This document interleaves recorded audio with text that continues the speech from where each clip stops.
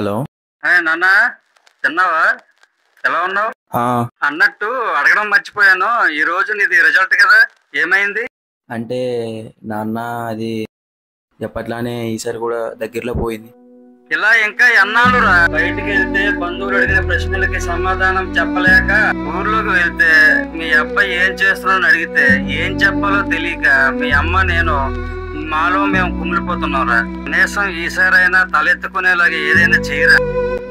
ఇంకెలా చెప్పాలి నాన్న, ఇక్కడ టాలెంట్ ఒక్కటి మాత్రం ఉంటే సరిపోదు, దాంతోపాటు అదృష్టం అలాగే కాలం కూడా కలిసి రావాలి. సర్లే, నీకు నచ్చించే. ఈ అవమానాలు పడటం, తలదించుకుని బతకడం అలవాటు అయిపోయింది. ఇక నీ ఇష్టం. సరే, ఉంటాను.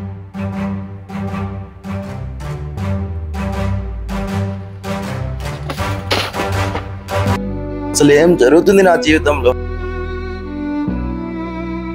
అటు జీవితాన్ని ఎంజాయ్ చేయలేదు, అలా అని చదువుకుంటూ నన్ను నేనే నిరూపించుకోవడం లేదు.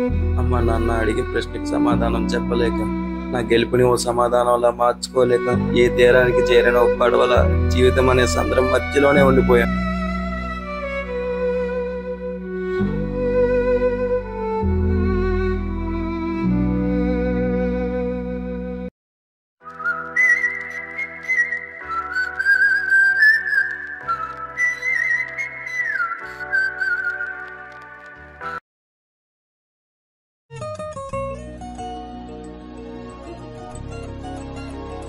అసలేంటి వీడు ఫోన్ లిఫ్ట్ చేయడు?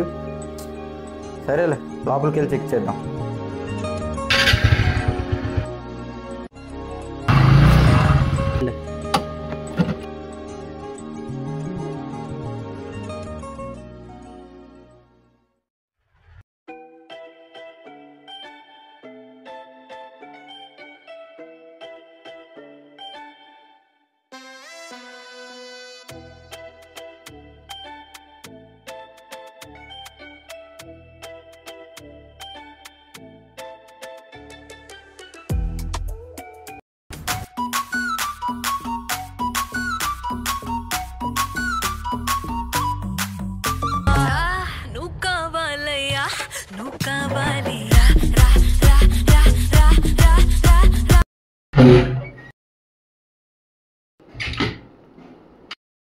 ఏడు వీడు ఇక్కడ కూడా లేడు.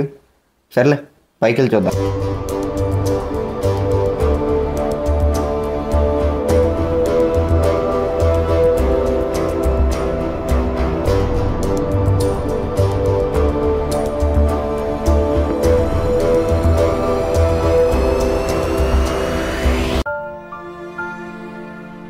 రే అర్జున్, ఏమైందిరా? ఎందుకురా ఇలా ఉన్నావు? ఏమైందిరా? ఏమని చెప్పాలరా? ఏంట్రా ఇదంతా? అసలు ఏమైందో చెప్పరా. ఎంత పరిగెడుతున్నా మొదలు పెట్టే స్థానంలోనే ఉండిపోతున్నా.